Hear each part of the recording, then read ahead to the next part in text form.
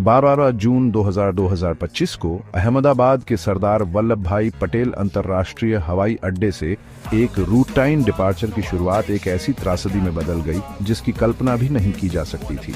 Air India की flight AI 175 जो एक बोइंग 747-8 ड्रीमलाइनर थी, लंदन गैटविक के लिए एक लंबी उड़ान के लिए निर्धारित थी, जो यूनाइटेड किंगडम जाने वाले यात्रियों के लिए एक आम रूट था।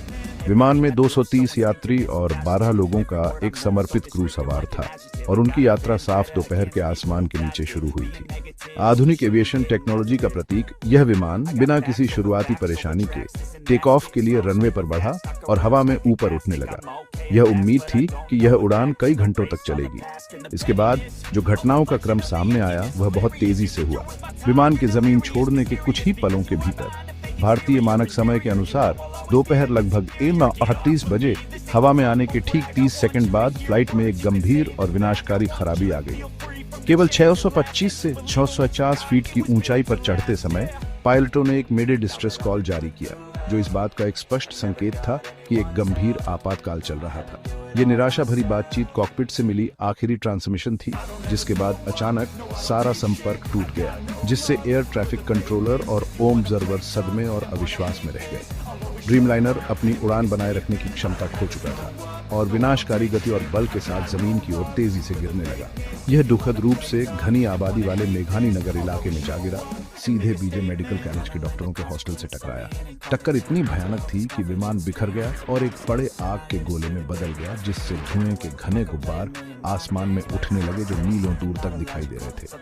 दुर्घटना स्थल तुरंत ही अराजकता और विनाश का दृश्य बन गया, क्योंकि आग कॉलेज की इमारत में फैल गई, जिससे शुरुआती टक्कर का डर और भी बढ़ गया।